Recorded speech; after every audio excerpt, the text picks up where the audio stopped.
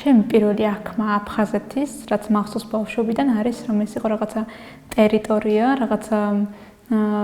თითქოს მიუწვდომელი ტერიტორია, რომელიც დავკარგეთ და იქ პრინციპში ადამიანები საერთოდ არ ფიგურირებდნენ ჩემ აღქმაში და ცოტა მისტიური ელფერის დაკრავდა შეიძლება და როდესაც მე ცოტა უფრო მეტი გავიზარდე და ცოტა მეტი გავიგე იმაზე რომ მოხდა კონფლიქტი და ასე შემდეგ მქონდა ის განცდა რომ რაღაცა ძალიან უსამართლობა მოხდა დიდი ჩვენ დაგვიშავეს და ეს რაღაცა აფხაზეთთან ასოცირებული იყო რაღაცა მძაფრი სამართლიანობის აღდგენის სურვილი რაღაცა აი ესე მახსოვს ბავშვობაში აფხაზეთი ჩემი აღქმა ბავშვობაში ცოტა სხვანაირი იყო მახსოვს სადღაც 14-15 წლის ვიყავი, როცა ინტერნეტში შემთხვევით გადავაწყდი სტატიას, ეს იყო აფხაზი ჟურნალისტის მიერ სოხუმში გამოქვეყნებული სტატია, რომელიც ქართულად იყო თარგმნილი. რას ფიქრობენ აფხაზი ახალგაზრდები ქართველებზე და საქართველოზე და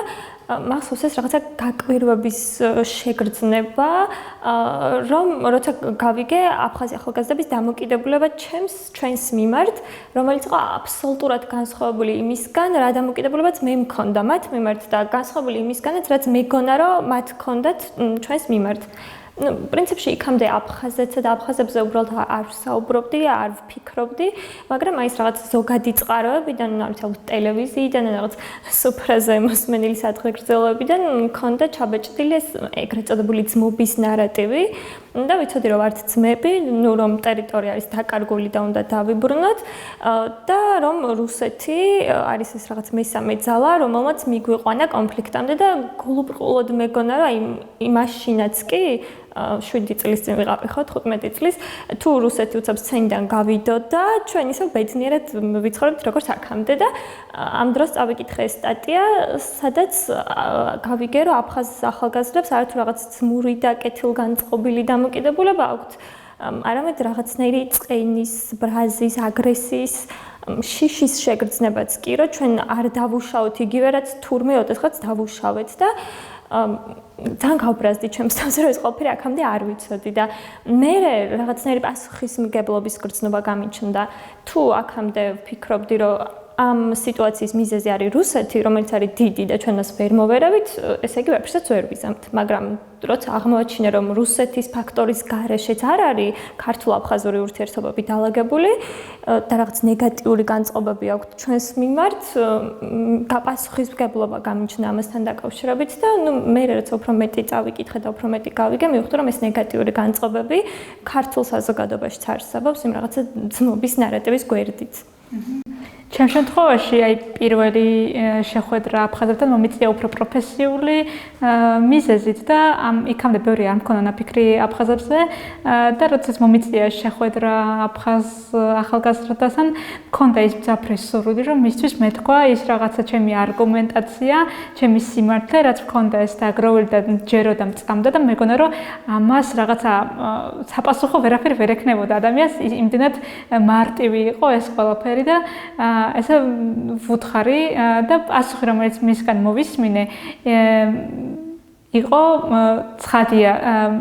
ამ პასუხში ჩანდა რომ მას ჰქონდა თავისი სიმართლე, მას ჰქონდა ძალიან მყარი აფხაზური იდენტობა და მივხვდი რომ იმის მიღმა რაც მე ვიცოდი და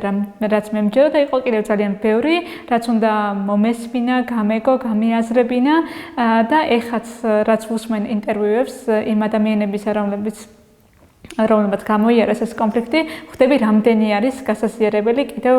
ერთმანეთში. დღეს ქართულ-აფხაზური ურთიერთობები ფაქტობრივად არის ესე გაყინული და ეს მდგომარეობა არც ჩვენ გვაძლევს ხელს და არც იმათ. ამიტომ კომუნიკაცია არის აუცილებელი და ამ კომუნიკაციისთვის პირველ რიგში მნიშვნელოვანია რომ ჩვენ დიალოგი დავიწყოთ ყოველგვარი წინასწარი მოლოდინების გარეშე.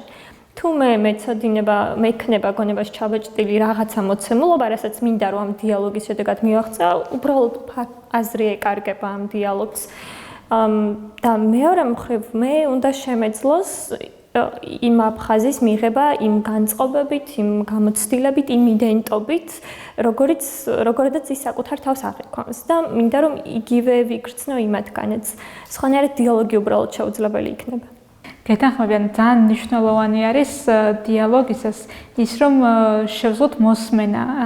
ერთმანეთის და მიღება იმ რაღაც შეიძლება მტკივნეულის, რასაც ადამიანი გვეუბნება. თუნდაც იმისათვის რომ შემდეგ ჩვენი მიერ გაზიარებული ტკივილიც მიღებული იქნას მეორე მხარის მიერ და ეს მეორე ორმხრივ პროცესად იქცევა. რაც კიდევ მნიშვნელოვანი მგონია აფხაზეთზე საუბრისას არის ის, რომ როცა ვლაპარაკობთ აფხაზეთზე, ძირითადად ვლაპარაკობთ ხოლმე ტერიტორიაზე და არ ვლაპარაკობთ ადამიანებზე, რაც ნიშნავს მგონია, რომ არ ვლაპარაკობთ მთავარზე. და ვფიქრობ, რომ როცა ვისაუბრებთ აფხაზეთზე, მნიშვნელოვანია რომ ვისაუბროთ სწორედ იმ ადამიანებზე, რომლებიც დღეს ცხოვრობენ აფხაზეთში და ასევე იმ ადამიანებზე, რომლებსაც კონფლიქტის გამო იძულებით მოუწიათ ამ ტერიტორიის დატოვება.